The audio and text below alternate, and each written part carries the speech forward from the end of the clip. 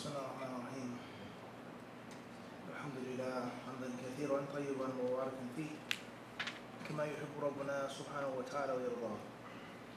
وأشهد أن لا إله إلا الله وحده لا شريك له، وأشهد أن محمدا عبده ورسوله صلى الله عليه وعلى آله وصحبه وسلم تسليما. أما بعد. Chapter 33, Hadith 212. باب الدليل على أن النوم الجالس لا ينقض الوضوء. حديث أنس بن مالك رضي الله عنه قال: أقيمت الصلاة والنبي صلى الله عليه وسلم يناجي رجلا في جانب المسجد فما قام إلى الصلاة حتى نام قوم. Hadith number 212 from the narrations compiled from the two respective works of Bukhari and Muslim says, under chapter 33, proof that ablution is not invalidated by dozing in a sitting posture. The proof that ablution, wudu, is not nullified if you sleep and if you doze off in a sitting posture. In a sitting posture, as long as you're sitting down and you doze off, there's some type of sleep involved. This chapter says that the wudu is not broken. The wudu is not broken. So we benefit from the chapter heading that this excludes what? What is excluded from this? Lying down or laying down, according to this. Or falling asleep what? Standing up. Everybody understand this? Everybody clear on this? Tayyib? Anything else? We learn from this that there are things that do break the wudu. There are things that do break the wudu. Khairan, inshallah. He mentions the narration of Anas radiallahu anhu that says in the book, narrated Anas radiallahu anhu, once the Iqamah was pronounced and the Prophet sallallahu alaihi wasallam was talking to a man in a low voice in a corner of the masjid, a corner of the mosque. And he did not lead as-salah, the prayer, till some of the people had slept, dozed in a sitting posture. Hadith is narrated by Anas ibn Malik radiallahu anhu. One day, the Messenger of Allah alayhi salatu wasalam was in the masjid. The Iqamah was made, the prayer was established. And the Prophet ﷺ then went on to talk to someone, to speak with someone. I have a situation. I need help. I need sadaqah. My wife, my daughter, my camel. He went to talk to a man about a personal situation in a low voice. Yunaji rajulan. And the salah was not performed. The Prophet did not make the salah, perform the salah, hatta nama ba'dul qawm. Until some people what? Fell asleep. Sitting down in the rows waiting for the what? The salah. Everybody understand this? So the Sahaba, radiallahu anhum, some of them did what? They fell asleep. What? Sitting down. They dozed off, quote unquote, waiting for the salah to be what? Established. Tayyib. So the link between this hadith and between the chapter heading is what? How is this? The Prophet didn't go to sleep. It's not the Prophet. Some people did that. The Prophet, he allowed it. He didn't criticize them. Rather, you don't even know that. Can't say that. It's not mentioned. It's not what? Lam yunqal. And if it isn't mentioned for something so important and so apparent as the salah, then in most cases, Salih, what? He didn't. In most cases, what? He didn't. It's deducing, like a patient in the hospital. We're not sure that it's cancer. But based off of this proof and based off of Kada, in most cases, it's a cancerous cell. Everybody understand this? Everybody, an educated what? Yes, based off of knowledge and experience. Is that the people were very eager, tawfiq, to mention everything that the Prophet did and the Sahaba did and what they did in front of him. And when the Prophet told them not to do this, this is wrong, stay away from this, don't drink like this, don't sit like this, don't go to your wife like that, don't sell, don't buy it like this in the marketplaces. That proves that that which is not mentioned, that he criticized and changed and abolished, was what? Acknowledged. It's okay. So due to the fact that the hadith says that the salat was made and the people fell asleep, and it does not say that they what? Were commanded to make wudu. In most cases that means that what? It was okay. It was what? It was acknowledged by the Prophet ﷺ. And the sunnah of the Messenger of Allah ﷺ is what he says, is what he does, and is what he allows. What he acknowledges the people. He allowed the people to eat this type of meat. He allowed people to wear this type of fabric. He allowed the people to say this, to do this. Everybody understand this? Everybody killing this or not? He allowed them to what? To do it. Proving that it's not what? Haram. Everybody understand this or not? So this is the mahal shahid in the hadith. This is the highlighting point, Salih, that you want to focus on. Fihi taqreer Nabi sallallahu alaihi wasallam. The Prophet acknowledged them in most cases, but it doesn't say for sure that he said it's okay. But in most cases, if he didn't, they would have what? They would have narrated. They would have what? Never. And it's a very important principle in Islam. And that the Sahaba were very eager to narrate everything that took place. Due to the fact that they didn't mention it in something so important, and it's something that's so outward and public and plain. It's not in someone's house or Sahabi's house. This is what? In the masjid. In most cases, we can say 9 out of 10 times what? He didn't do it. Everybody clear on this? So that's the highlighting point from this hadith. So the author is using this hadith to show that if you fall asleep and you're sitting down, not lying down, not standing up, not walking or running or praying, but just sitting, your wudu is not what? Broken. It's not what? It's not broken. Everybody clear on this? So that's what this hadith teaches us.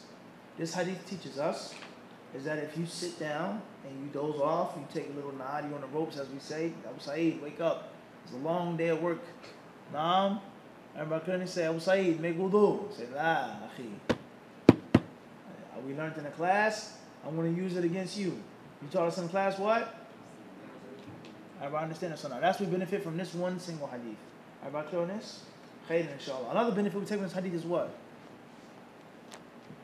Many benefits we take from this hadith. Abu Bakr. When the iqamah is called, you don't have to establish the salah right away. When the iqamah is called, there is not necessarily mandatory for the prayer to be made right away. If there is a need, the rolls, cell phone, the microphone, something has to get fixed. Another benefit we learn from this hadith is what? It's permissible to talk in the mosque about a personal issue, a personal thing. I need to speak to you, akhi, about something personal. Not the deen, not Islam, but I need to talk to you about a what? Personal problem. Can you give me some advice, Tawfiq, about something what? Personal. In the what? In the mosque. Everybody clear on this? Another lesson we take from this hadith is what? Patience of the Sahaba. Not like the people today. In the middle of the khutbah, Imran, the guy's tapping his wrist. How rude and disrespectful is that? In the middle of the khutbah, he's what? Tapping his wrist. It's extremely disrespectful. Everybody clear on this? Alhamdulillah, we're here. Some cities, some places, we won't mention where, that brother would have been what? Dealt. I didn't say dealt. He definitely would have been spoken to. We can say that at the least. That's yaqeen. At the least, he would have been what? No doubt about that. And the other things, and Allah surely knows best. No doubt. You disrespect the imam, talking in the khutbah. Allah, that's all we stop there. Everybody understand this? The Sahaba were not like that. They were what? They were patient. For one man. In most cases, the man was a Bedouin. In most cases, he was a nomad. Somebody that wasn't Abu Bakr, Umar, the companions, the Sahaba. Everybody understand this? Yunadi rajulan. But they still were what? Patient, and they were respectful to the imam. We don't want to go into that right now. Right, Shaykh Khan? Let's not go there. Right, moving forward. The next benefit we take from this hadith is the patience of the Prophet ﷺ. And how humble and how kind he was. Fihi sabrun Nabi alayhi salatu. And how he was always available for the people's needs. Available for the what? The needs of the people. And then there's no person who's insignificant. There is no player on a team who doesn't matter. Everybody understand this? In the field of battle, no soldier is left behind. But it's just Fulan. Get him. He's going back. Everybody understand this? No one is what? Left behind. And when you make that standard of love and care and respect, everybody's important and significant, there's going to be magical effects upon the people. And they're going to love and respect and follow that leader. And it's not no one who, oh, stop, leave me alone, please. Don't speak to me right now. Not right now. Please, I'm busy. Didn't you see me do the class? He asked me this silly question that I answered 100 times. Everybody clear on this? That's how many of us are. Unfortunately, it's not how the Prophet what? It's not how he behaved with the people. Khairan, inshallah. Another benefit we're taking this hadith, is what? It's being discreet in Islam. It's from the sunnah to be what? Discreet. It doesn't mean that everything is a secret. It doesn't mean it's haram, what you're talking about, but just to be what? Discreet. That's something that we try to tell the younger brothers and sisters in 2017. Obviously, we live in a modern age. Facebook, Instagram, everything is a selfie. Everything has to be publicized. Everything has to be announced. I don't have nothing to hide. It's not haram. I'm happy. No one said it is haram. No one said that you can't be happy, but you have to have a bit of what? Discretion. Just a little bit every now and then, let alone a lot. Because you never know who's watching, who's listening, who's saying, who's feeling. You have to be mindful of this. So it's a major important lesson in life is to be discreet. Your personal business is to remain your what? Personal business. It's nothing against you, but it's none of your business.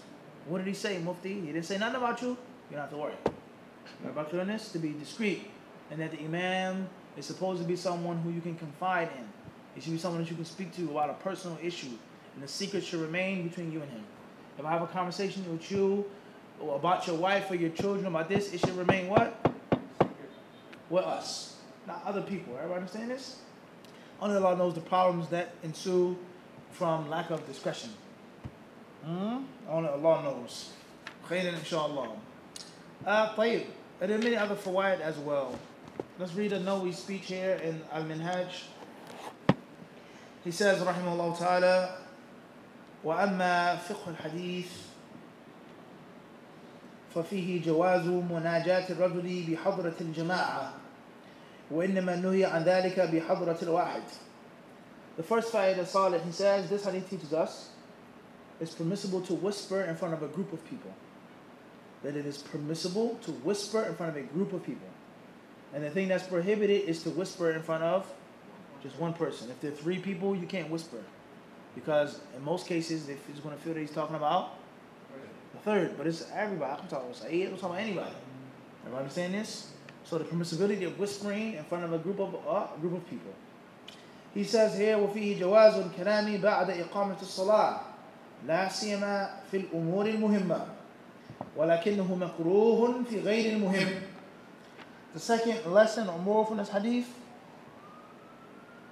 is the permissibility of speaking after the iqamah. The permissibility to say something after the iqamah has been made, especially when it's something important. No, he says, وَلَكِنَّهُ مَكْرُوهٌ. He says it's disliked if it's something that's what? Insignificant. Laughing, joking, taking stabs at people. طيب. Moving forward. He says, وَفِيهِ تَقْدِيمُ الْأَهَمِّ فَالْأَهَمِّ مِنَ الْأُمُورِ عِنْدَ ازْدِحَامِهَا. Another major life principle, Tawfiq, that you learn from this hadith. Life principle, not just Islam, but life. In any aspect of life, business, school, marriage, whatever you do, is when you have 2 important things, to put the most important thing first. You have to sacrifice. You have to what? Sacrifice. You can't hold on to both pieces. You got to prioritize. You can't hold on to both, but prioritize and sacrifice. There's a difference. Because prioritize is one thing, no doubt. But the second thing is still what? Still there. Sacrifice means what? It got to go. The dhabiha. The animal has to be slaughtered. Cannot hold on to. I've done this. I have a rook and I have a queen left. The rook has to what? Has to go. Am I doing this or not? The rook what? Has to go. I don't want to let go, but it has to what? Has to be sacrificed in order to keep the what? We say this in a simple, easy, common, day-to-day term. You can't have your cake and eat it too. People say, what does that mean? What's the purpose of having a cake if I can't eat it? One of my daughters asked me this. Why have the cake if you can't eat it? That's not what's meant by that parable. What's meant is that once you eat the cake, it's what? You can't have it. You can't cherish it and look at it anymore and marvel over the cake. Everybody clear on this? Make sense, Sheikhan? Either you eat it or you look at it. Carrot cake, chocolate cake, whatever type of cake you have. Some brothers like red velvet, khayr inshallah. Moving forward. He says here, and this is a very important principle, is that you have to do what? Take the most important thing. Whether it's, like Abu Sayyid said, to prioritize or to actually what? Sacrifice it. It has to go. I'm sorry. If not, you can lose on something bigger and better. Only Allah knows how much wisdom is contained in that one statement. And if you just made that your life principle, can't have everything. Everybody understand this? Moving forward, he says here, فإنه صلى الله عليه وسلم إنما ناجاه بعد الإقامة في أمر مهم من أمور الدين مصلحته راجحة على تقديم الصلاة. He says because the Prophet صلى الله عليه وسلم only whispered, allowed this man to talk with him in a low tone concerning a religious issue whose benefit was greater and stronger and heavier. Allah alam if this is a religious issue. Hadith does not specify. It says, Yunadi rajulan fi janib al-masjid. He spoke to a man. And Allah alam, it's very plausible that it wasn't a religious issue. Very plausible that he came to speak about something that was a social issue, which is religious as well. Which is what? Religious as well. But it's not the same as it mean a religion like a teaching for all of the Sahaba, a revelation, an ayah. Everybody understand this? If a man asks about the divorce of his wife, that's social, domestic, but it's also at the same time religious, because the deen is supposed to be interwoven into every thread of our fabric. It's supposed to be of the wadud. Doesn't mean that it is. But it's what? It's supposed to be. Islam is supposed to have seeped into every single corner and crevice of our lives. Our diets, our fashion, how we dress, everything that we do, our recreation, is supposed to have some type of what? No doubt. Some type of halalification to it. Moving forward. He says here, rahimahullah ta'ala, وفيه أن نوم الجالس لا ينقض الوضوء وهذه هي المسألة المقصودة بهذا الباب وقد اختلف العلماء فيها على مذاهب. Last but not least, this hadith proves is that when you sit down, your wudu is not broken. He says, and this is the intended objective of the chapter. Those other benefits which were major were always what? Side. Everybody understand this? Khayr inshallah.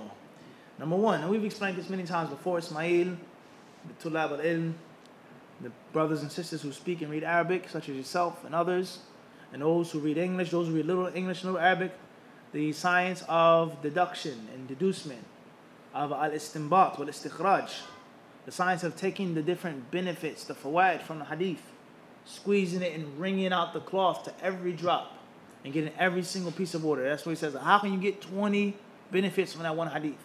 I heard a hadith for all of those years. I never ever heard that. You weren't trained properly. Nor were you sitting with someone who was what? Trained properly. It's a science. Everybody understand? It's a good observation. One man sees this, and the next man what? Doesn't see it. Everybody understand? So I look at your face, look at your eyes. You say, he looks great. Please don't disturb the class. Especially if you're in a great thobe. Moving forward. He says here, and this issue is one over which the ulama have severe difference of opinion. Now, Jamil is not here. He was here one day. It was me, Jamil, and another brother. I'll leave the third brother out. We were traveling somewhere. It was a long trip, so we got stuck in traffic. So I got very tired. I was tired, all right, and I slept in the car. So when we woke up, it was time to make the salah. So I got out. We were on the side of the road. We prayed. So he says, Akhi, you asleep. Your wudu was broken. For Allah, taqillah. He said, well, no, you're mufti, but still, this is out of control. The rules don't, they apply to you in this for sure. Other things, maybe not. He was taking jabs at me. He said, no. He said, you have to make wudu. I said, are you sure? He said, yes. So I was patient with him. I said, tayyib. It was the third brother. He was throwing in punches as well. So I tried to tell him, like, listen, just slow down just a little bit, Omar, relax. This is a long, detailed issue. So he didn't believe me. He said, no, there's no such thing. I said, there are over 8 opinions of ulama regarding this one issue. Not saying that's the dalil, but to show you, like, just relax. So, yeah, he said, you have to show me. You have to show me. Read it to me. Show me where the ulama say, so on and so forth. Al-Muhim, let's read tonight, b'idhnillahi ta'ala, from Nawawi. Even though we explained this from Subul al-Salam before as well, a few years back. Moving forward. He says here the first view. أحدها أن النوم لا ينقض الوضوء على أي حال كان. وهذا محكي عن أبي موسى الأشعري وسعيد بن المسيب وأبي مجلس وحميد الأعرج وشعبة. The first view is that sleep is never something which breaks wudu. Wudu is never ever broken by what? Sleep. He says, على أي حال كان. This is one view of people of knowledge.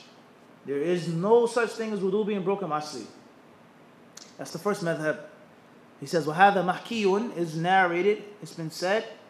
This was the view of Abu Musa al-Ash'ari, radiallahu anhu, the companion. And also, Sa'id ibn al-Musayyib, Sayyid al-Tabi'een, the master of the Tabi'een, from the most virtuous and from the most knowledgeable of the Tabi'een, Sa'id ibn al-Musayyib, rahimahullah. Also, a few other of the Tabi'een and those who follow them as well. وَالْمَذْهَبُ الثَّانِي, number 2. أن النوم ينقض الوضوء بكل حال is the exact opposite, and that is sleep is what breaks the wudu. What? Absolutely. Sitting, standing, lying, a little bit of sleep, a lot of sleep. As long as you sleep, the wudu is what? Broken. خير إن شاء الله. وهو مذهب الحسن البصري والمزني وأبي عبيد القاسم بن سلام وإسحاق بن راهوي. وهو قول غريب للشافعي. قال ابن المنذر وبه أقول. قال روي معناه عن ابن عباس وأنس وأبي هريرة رضي الله عنهم. The second view is that wudu is always broken when you sleep, no matter how you sleep. Sitting, standing, lying, jogging, if you sleep, the wudu is what? Broken. He says, and this is the madhab of Imam al-Hasan al-Basri, who's also from the Sadat al-Tabi'in. He's from the masters of the Tabi'in as well, Grand Master. Hasan al-Basri was from the elite of the Tabi'in. Hasan al-Basri, rahimahullah. And it says, who madhab, that was his what? Madhab, I mean, that was his view, his opinion. Whether someone wrote it down and recorded it, processed it, refined it, synthesized it, or not, that was his what? His view. As we explained what the word madhab means. The general meaning, Abu Bakr, and the specific meaning. And the general meaning leads to the specific meaning. The specific meaning of madhab is a byproduct of the what? General meaning. Hasan al-Basri, what do you say about sleeping and wudu? He says, yanqul al-wudu. It breaks the wudu, regardless. So one of his students memorized that. And he passed it on to his son, who wrote it down, who passed it on to someone else. And they sat and they studied with Hasan al-Basri for years. And they saw how Hasan al-Basri thought, how he deduced.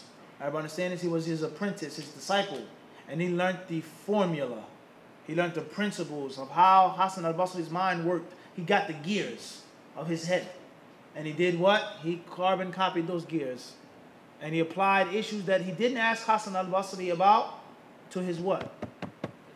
His principles. His what? His principles. His what? His principles. Everybody understand this? His what? His principles. I've drunk tea with Mufti for years. I know what type of tea Mufti likes. Everybody understand this? So therefore, there's another type of tea I'm going to buy. Mufti never had yet, but I'm pretty sure what? He's going to like this tea. Based off of my experience with his other types of teas. Everybody understand this?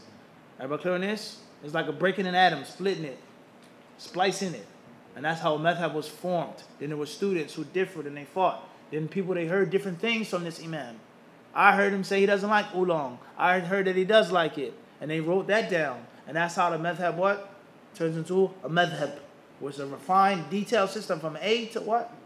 Z. In every aspect of fiqh. And there were some ulama, their views and their statements were lost.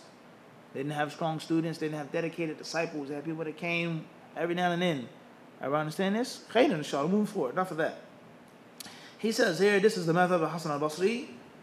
Abu Ubaid al-Qasim ibn Salam, who was from the great ulama of the 3rd century, from the kibar Ahl Hadith of the 3rd century. Abu Ubaid al-Qasim ibn Salam. And if you have any access to his books, it's definitely something that you should read. The books of Abu Ubaid al-Qasim ibn Salam. And the great respect that Imam Ahmad had for this man. They were friends. Abu Ubaid al-Qasim ibn Salam, rahimahullah. A very unheard of name. Unfortunately, he was from the kibar ulama of the 3rd century. Everybody understand this? Everyone knows Imam Ahmad.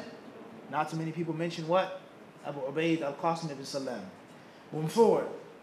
He says in Ishaq ibn Rahawi, from the teachers of Imam al-Bukhari. You all know that. He was one of the inspiring factors of Imam al-Bukhari writing his book, Imam Ishaq al-Rahawi. He was alim of Aqidah, alim of Hadith, alim of Fiqh. And he was from the teachers of Imam al-Bukhari. He also mentions, and it's a qawlun ghareeb. Some people say that it's Imam Shafi'i's opinion, but it's not that strong. Ibn al-Mundhir, from the ulama who came later on as well, of the 4th century, he said,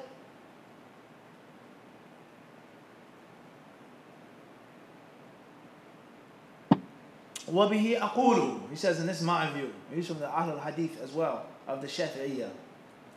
وَرُوِيَ مَعْنَاهُ عَنِ ibn Abbas. And it's also mentioned this was the view of Ibn Abbas, Anas ibn Malik, and Abu Hurairah, radiyallahu ta'ala anhum.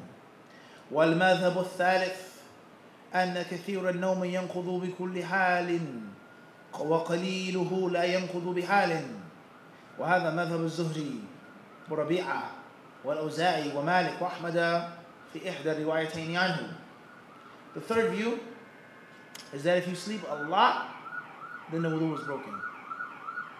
If you sleep a lot for a long time, then the wudu is what? Broken. If you just doze off on the ropes, rope-a-dope as we say, then what? They say no. And some of the people of knowledge, they explain this to mean if you're holding an ink pen and you wake up and the ink pen is on the floor, then they say that was a lot of sleep. You didn't know what was going on. But if you're still holding the ink pen is what? Or you know somebody's around you making jokes about you or backbiting you or your wallet. Everybody understand this? Anything that shows that you're still what? I'm still there. Someone trying to sneak out the house. Say, whoa, where you going, boy? I said, Grandpa, I thought you were asleep. I'm not asleep. Everybody feeling this? This is reality. Where the person's maybe even snoring, but in actuality, they're what? They know what's going on. Allah knows best, okay? My mind, right? The eyes, right? Stop there, huh? No poetry tonight, inshallah. Moving forward. He says a lot of sleep breaks the wudu, but a little sleep what? Doesn't. And this was the view of a Zuhri, who's also from the Kibar Sigar Tabi'in. He's from the junior Tabi'ins, but he was the head of them. The teacher of Imam Malik as well. And it's also narrated from Rabi'a Tabra'i, who was from the contemporaries of Imam Malik as well, who also was a great scholar of Hadith and Fiqh. He had a book. He had a Muwatta that didn't survive, that didn't see the light like Malik's book. As I said before, there were more than just what? 4 imams. That's absurd.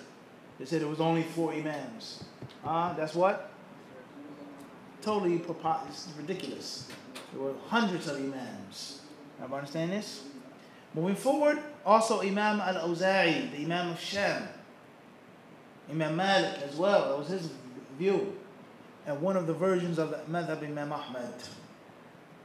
والمذهب الرابع أنه إذا نام على هيئة من هيئات المصلين كالراكع والساجد والقائم والقاعد لا ينتقض وضوءه سواء كان في الصلاة أو لم يكن والنام مضطجعا أو مستلقيا على قفاه انتقض وهذا ذهب قال هنا ذهب وهذا خطأ مطبعي وهذا مذهب أبي حنيفة وداود وقول الشافعي غريب.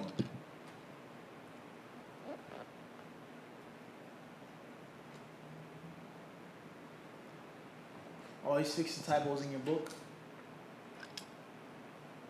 Don't X it out. Make a little hook leading to the footnote of the book, the margin of the book, and write in what's correct. Never leave the typo as it is. Always fix it, inshallah ta'ala. And if there's a lot of typos in the book, you should write them down and send it to the publisher. Write them down and send it to the author. You benefited from his book, you read his book, you read their publication. It's only right that you what? Give them advice. Ad-din al-nasiha. Your brother what? You pull your brother's coat. Not slit his throat. Got that? Pull your brother's what? And not slit his throat. It's a huge difference between the two. Trying to help and trying to destroy. Trying to advise and trying to embarrass. Khayran, inshallah. The 4th view is that if you sleep in a position of salah, then you keep your wudu. Let's say you fell asleep making ruku', or just in the ruku' position. or you fell asleep in jilsa, or you fell asleep just standing, qiyam, then they say the wudu is still what? Good. But if you fell asleep in other than one of the positions of salat, then the wudu is no longer what? Good. Khair, inshallah. That's the summary for now. What's important is, for the layman Muslim, we mention these fawaid for the what? Those who are mutafawwiqeen, people who have a bigger appetite and want to learn more and study more, and to broaden your horizon. And to know that knowledge is deep. It's not just a pool on the surface. Now, if you don't cover your pool in your backyard, what happens to it? You get leaves. You get leaves on top of a couple pine cones.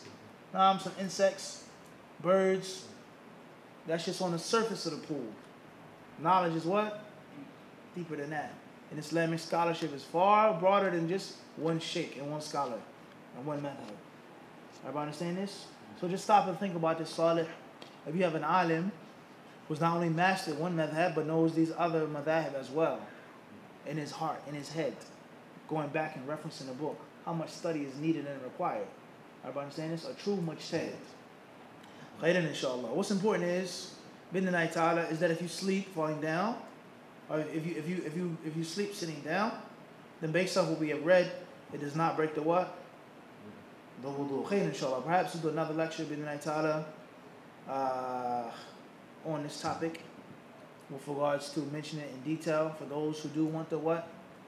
The beefy, juicy details. And for those who want a simple, basic 1, 2, 1, 2, if you fall asleep sitting down, then bi'idhnillahi ta'ala, the wudu is not what? Broken. As long as you still have your senses to an extent. You dozed off, but you're still what? Aware. To an extent. That's relative, obviously, but let's finish with the pen. Or you wake up and you know that it's Jumu'ah. You're waiting for the Jumu'ah to start, you sleep just a bit, and you wake up and you realize that it's what? It's Friday, and not it's Salat al-Fajr. I'm off on Saturday. That sleep was what? Too deep, even if you were sitting down. And some of the ulama, they say that even so, it's still what? Because you were sitting. And others, they say, some of the ulama, they say, that what's meant by this narration, and others like it, we only mentioned one, there are many, many hadiths, is that if you doze off and not actually sleep, you take a little what? Snooze, your alarm clock that you hit, or you throw across the room, or you press the button. It's called what? Snooze, and never the what? Sleep button. It's not an accident. They don't say what? Press the what? Sleep button. Press the what? Snooze button. Everybody get on this or not? Tell you, it's reality. Can you find an alarm clock that has a sleep button on it? Nope. No. It also says what? Snooze. So now we're dealing with linguistics. Sleep is one thing and snoozing is what? Another. Dozing is what? That's relative, and people can argue on that. Al-Muhim. Khayr, inshallah. That right there, walillahi alhamd, we finished Kitab al-Tahara. Kitab al-Tahara and Kitab al-Hayd, alhamdulillah, we've successfully finished. Now we move on to the next chamber. The author says Kitab al-Salah, the book of the prayer. Khayr, inshallah ta'ala. What time is it then? Huh? Khayr, inshallah. We'll stop here.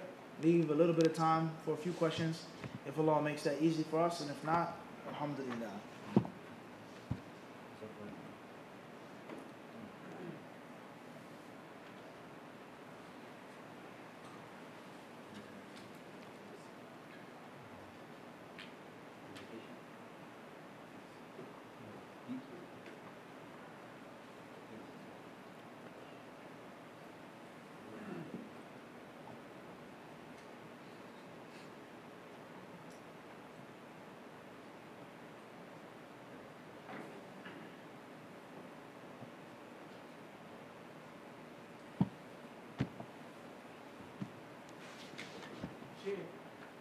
Yes.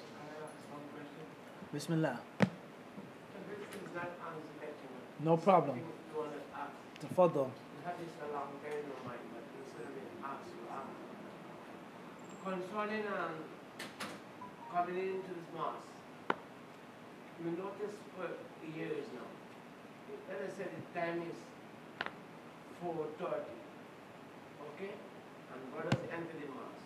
This mosque is not PTR. Many times you have 2 or 3 minutes more. We come early, the brothers come late, they come 2 or 3 minutes more. And it's come right in front of you there where the salah going to start. And they start to pray. Now we gotta wait and that to get in the line. And throw away like a lot. It is right, and you have the whole mass, and the body back, and then they can join the salah at the kind of thing. So they can give a little explanation on that. Tight. With regards to when it's time to pray, but someone else is late or early? No. Let us say somebody enter the mass and you got 2 minutes more. Clear. Okay. Or 1 minute. Until the Iqamah. Right. Just come in and stand up right there now. Instead of going at the back and continue. Do the salah or the sunnah. Clear. You didn't finish that sunnah, the time with the pass for the Clear. Clear. Something like So that. if they come into the masjid Yeah. and it's 2 minutes before the Iqamah or 3 minutes before the Iqamah and they don't feel that it's enough time to make their 2 rak'ah or whatever sunnah or whatever prayer is done before the fard, then they should wait.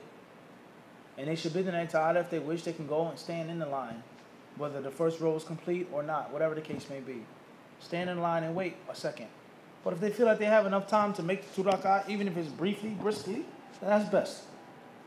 That's best. That's better for them. So it depends on them now to judge the time. Yes, they got to calculate and manage it. Many times they come and they stand up right there and the time is actually over the time. And when it's done, maybe it's waiting. Yeah, they gotta measure it and estimate it properly. Okay. Bidnillah. Hopefully I'll answer the question, inshallah, Sheikh. Yeah, thanks. Any other questions? If not, we will stop. Fadl. Sometimes one might, before going into the bathroom, they might take off their shirt, or sometimes they might have no clothes at all. So, is it okay to say the dua, like in this state, with no shirt or no clothes at all? Question says sometimes before you go into the bathroom, you may have no shirt on, or less clothes than that. Is it okay to make the dua in that state? I don't know of any authentic hadith that prohibits a Muslim from supplicating his Lord in a state of nakedness, in a state of wearing no clothes. We have the general etiquette of making dua to Allah, supplicating to Allah, the general etiquette of not necessarily being naked and walking around naked and things like this, covering yourself, being shy in front of the sight of Allah, as the Prophet ﷺ is quoted to have said, فَاللَّهُ أَحَقُ أَن يُسْتَحْيَ مِنْهُ. Allah has one right for one to be shy in front of. Alright? Not getting into the issue of making a shower, being naked, I'm not saying that's haram, but the concept of etiquette. But to say that it's disliked, or you can't make a dua if you're naked or half naked or not wearing all your clothes, I don't know of anything of this sort that's authentic. So therefore, if you're going into your bathroom with no shirt, with shorts on, or whatever case may be, you make the supplication, Allah Azza wa Jalla knows everything about you. He created you in the way that you look. And Allah Azza wa Jalla tells us in the Quran, it is closer to us. It's close. فَإِنِّي قَرِيبٌ. The Prophet ﷺ says, take it easy on yourselves. When the Sahaba were raising their voices, he says, relax. He says, because the one whom you're calling, he's not absent, he's not missing, he's not deaf. He's close. He says, إِنُّهُ أَقْرَبُ إِلَىٰ أَحَدِكُم مِّنْ عُنُقِ رَاحِلَتِهِ. He's closer to him than the neck of his camel. So Allah Azza wa Jalla knows everything. He's muhit. He's al-batin, al-zahir al-batin. Nothing escapes Allah. Nothing goes outside of Allah Azza wa Jalla. Wallahu a'lam. Any questions online? Tafadhal. Farid or Rebro, Sweden. May Allah increase you in wisdom and knowledge. I'm talking to a sister online for the purpose of marriage. What is the ruling on me asking to see her face? It's a continuation of the surah. The reason I would like to see the face is because the sister lives in a different country to what I do. So would it be necessary that I see who I talk to with before approaching her dad? Question says, comes from Sweden.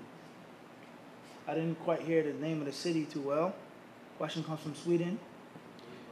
Aribo. May Allah bless you with knowledge and wisdom and give us what's necessary for us to have. I mean. Question says, I'm talking to a sister online for the purpose of marriage. She lives in a different country. Can I see her face before I go to her father, so on and so forth? Before we go any further, we answer the question like this on Mufti Q&A, with regards to the permissibility or impermissibility of using Muslim matrimonial sites, or as they say, Muslim dating sites. We mentioned the answer to that already in another video. So please go back to Mufti Q&A. So before we even get into seeing her face, is it even permissible to talk to a sister online without the permission and knowledge of her father, or at least her wali? The answer to this question is based off of that. Can you talk to a sister online without her father approving of it in the beginning? Is it permissible to even get to know someone online? So that's first to go back to that question. As far as the specifics here, then it depends. Does the sister wear niqab? Or does she show her face in public? Does she wear burqa or not? That's first and foremost. If she doesn't wear niqab, you seeing her on a computer is like seeing her on the street. Everybody understand this? That's first and foremost. Secondly is, it depends on what your intention is. Do you really think you have a serious chance of marrying her? Are you playing around, or are you serious? Is she playing around, or is she serious? What type of culture, what type of ethnic background? Some ethnic backgrounds, it's a reality. I'm going to say the facts. It's not me, my opinion. I'm not saying this is hadith. I'm telling you what the people say. There's some people, you go to certain cultures, if you don't talk to the girl first and establish a relationship with the girl first, someone will say you have no chance of the father even considering you. I'm not going to mention which ethnicity, which nationality told me this. This is a reality. I said this. You go to the father will reject you. It's disrespect. How dare you ask for my daughter's hand in marriage? Who are you? Where you come from? Where's your father? What's your asl? How much money you have? And sometimes they say that you have to have some type of communication with the girl first, in which she's saying no to the father's rejection. She's going to offer the father what? She's going to make him a what? An offer? He can't refuse. You understand this? She uses leverage on the father. Abby, it's a brother that I would like you to meet. I want to tell you about. His name is Fulan, Abu Abdullah. Everybody understand this? Clear on this? He's Guyanese, for example, right? He says, no way, I don't like Guyanese people. Get out of here. But she says, Abby, I really want you to meet him. He's a good brother. He's a nice brother. No, I told you I don't like Guyanese people. Okay? And then she says, Abby, I want to marry this brother, Kevin. And then she mentions some information about him and some facts. And eventually he gets to the point that she's what? No, not interested. You lost already. Khalas, done. Finished. She's giving him a what? Offer he can't what?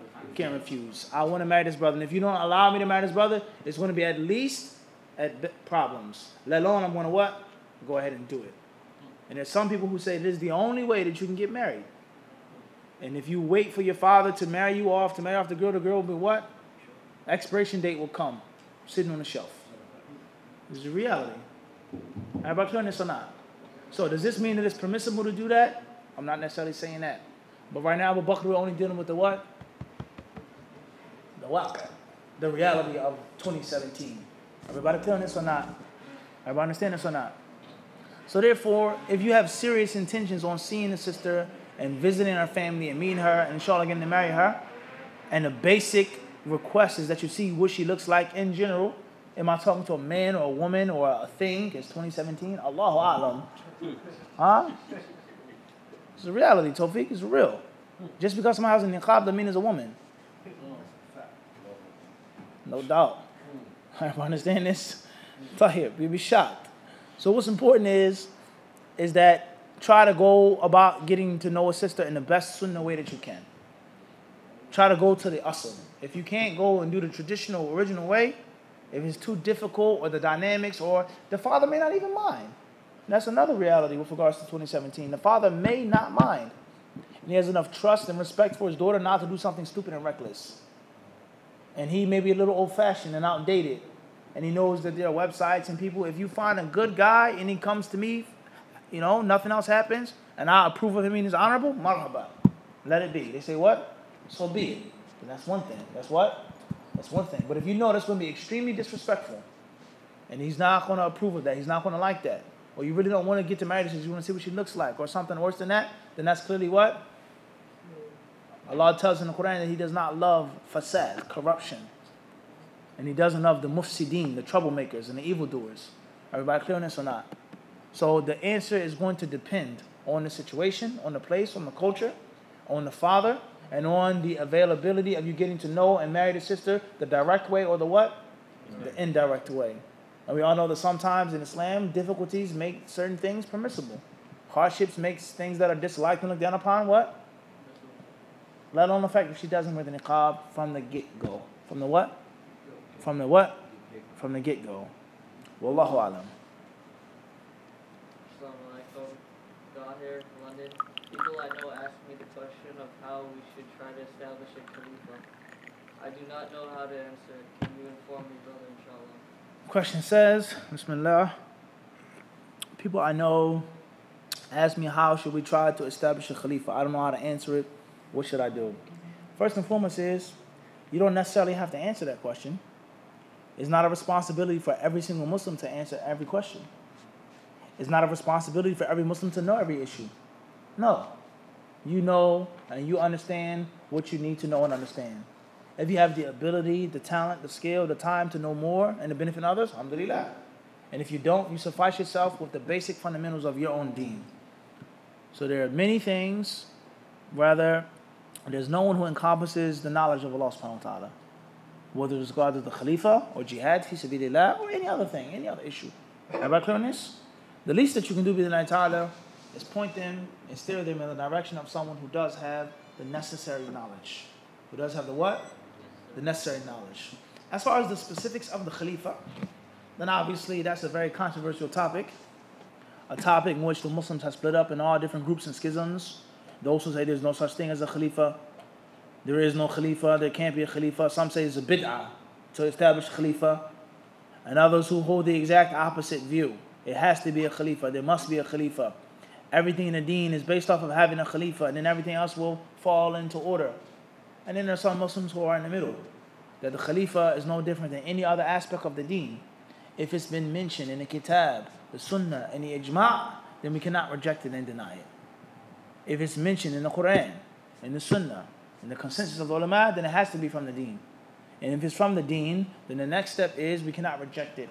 No matter and regardless of the political atmosphere, the enemies of Islam, وَلَوْ كَرِهَ الْكَافِرُونَ وَلَوْ كَرِهَ الْمُشْرِكُونَ. Regardless of that, if it's in the Kitab and the Sunnah, it's something that cannot be taken out of the books of the Muslims. How to apply it, how to establish it, that's no different than the other aspects of the deen. Jihad fi sabilillah is from the deen. Hajj is from the what? From the deen. But it doesn't necessarily mean that you have the ability to what? Make Hajj. It doesn't necessarily mean that every Muslim has the ability to do what? Make Hajj. But Hajj is definitely what? From the deen. So any other aspect of the deen, if theoretically knowing it, practically establishing it is what? Different story. And that's going to depend on what you have the ability to do. That's going to depend on what's a harm and what's a benefit for the Muslims. That's going to depend on the priority of the Muslims and the list goes on. That's the best answer that I can give right now in this summarized venue. Wallahu a'lam.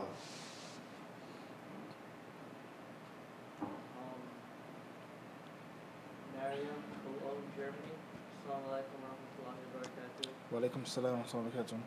I recently heard a German preacher saying that as a Muslim woman, I'm not allowed to uncover myself in front of non-Muslim women, as I'm not allowed to uncover in front of non-Muslims. I was in niqab and have the opinion that the niqab is obligatory.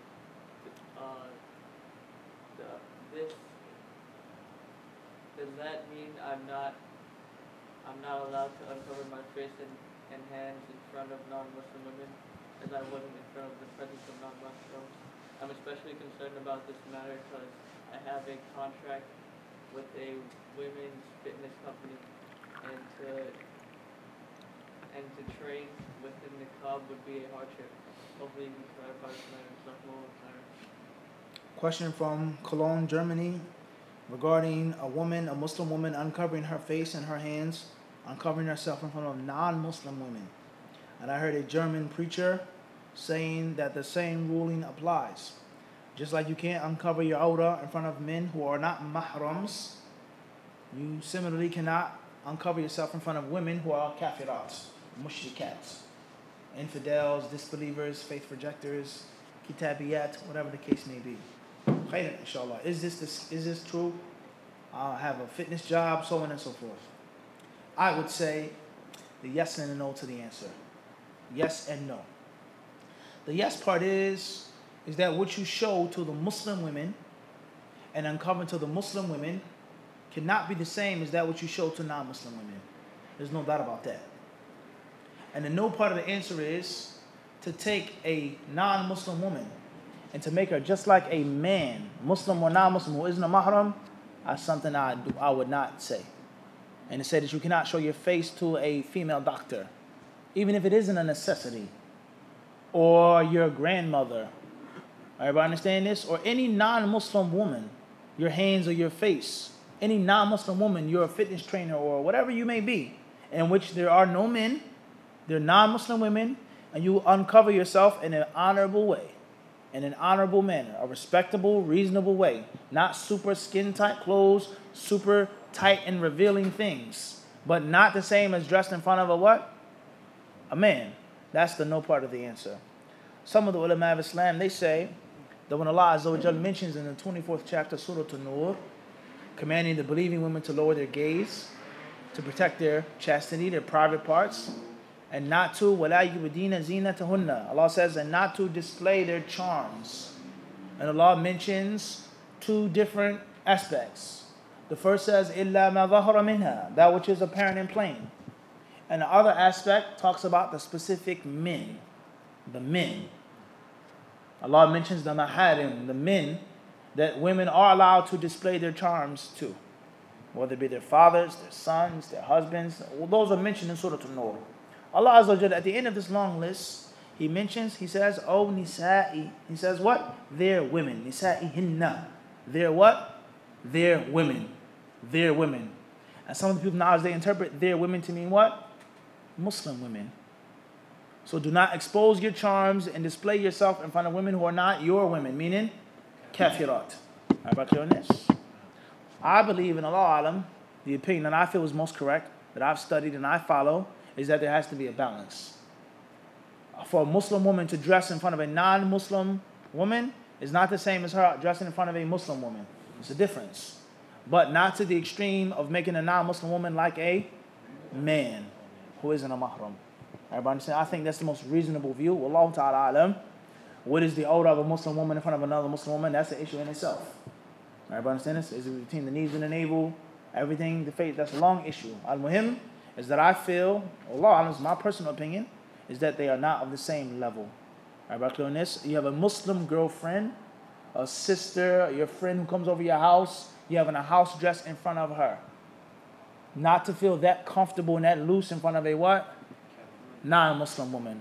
But at the same time, not to make that non-Muslim woman like a what? A man. Like a man. That's a different level. Everybody understand this? And you can go even deeper than this, such as you have a sister. Let's say you have a sister who, she's not gay, she's not lesbian, she's normal. Okay? Whatever that is in 2017. This is a reality. Okay, everybody understand this? But there's no outward fitna that you fear. And she's a kafir, she's a mushrik, she's an atheist, whatever the case may be. Are you telling me that my non-Muslim sister, I want to call her to Islam, comes over my house and I have to wear niqab and gloves in front of her? This is the reality of that statement, of that what? Of that statement. So that's what I feel to be most correct from the views of the ulama. Allah Azza wa Jalla surely knows best. AJ Bully, Maryland. Assalamu alaikum wa rahmatullahi wa barakatuh. Wa alaikum salam. Question 1. Is it permissible for a stepchild to call the husband of his mother dad? Question 2. If a woman married a man who has a son, how should the daughter of the wife interact with the husband's son? And should she observe the hijab? What time is it then? In 10 minutes? So as far as the first question, a stepson or stepdaughter calling their stepparents Abi or Ummi. Now, the general rule is that you can call someone who isn't your father. The general rule. It's not haram. It's not prohibited. Everybody understand this? If I have a close friend and he has a mother who's a bit old, and I say, Assalamu alaikum ummi. Like this. Everybody understand this? So I say, al-walid. You see what I'm saying to you? Waliduna. You say about one of them ulama. He's our father. No one is talking about what? Blood and lineage. But his kindness, his respect, his ilm, his care for us is like a what? Father. Everybody understand this? Let alone if you're living in someone's house, they take care of you, they look after you, they feed you. They're basically your what? Your father.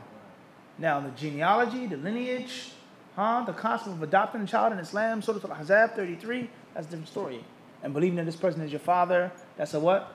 It's a different story. The legalities of this thing, of adopting a child in America or in Europe, that's a different story. But the general concept, these are my children, these are my stepchildren, this is my father, this is my stepfather. Allahu A'lam. It can vary. It can what? It can vary. What's the second question? How should the interact with the stepbrother, her daughter? if a woman married a man who has a son, how should the daughter of the wife interact with the husband's son? Sorry. Unfortunately, we're going to stop here because of the time. Bidnai ta'ala, and inshallah ta'ala, if not tomorrow, and then definitely inshallah on Thursday, we'll answer this and the rest of the questions by the permission of Allah subhanahu wa ta'ala. Jazakumullahu khairan.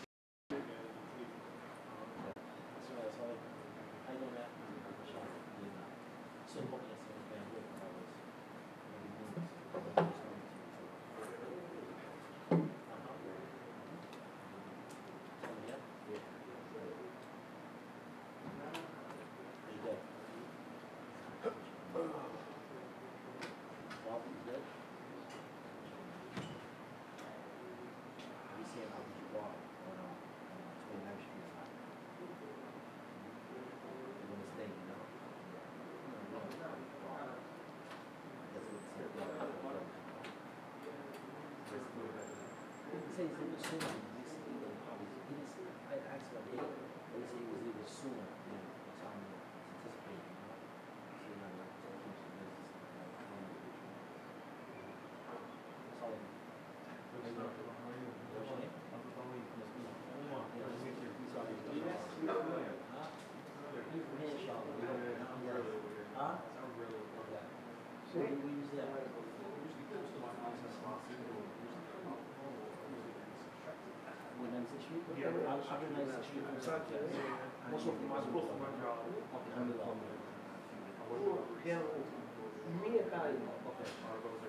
General run is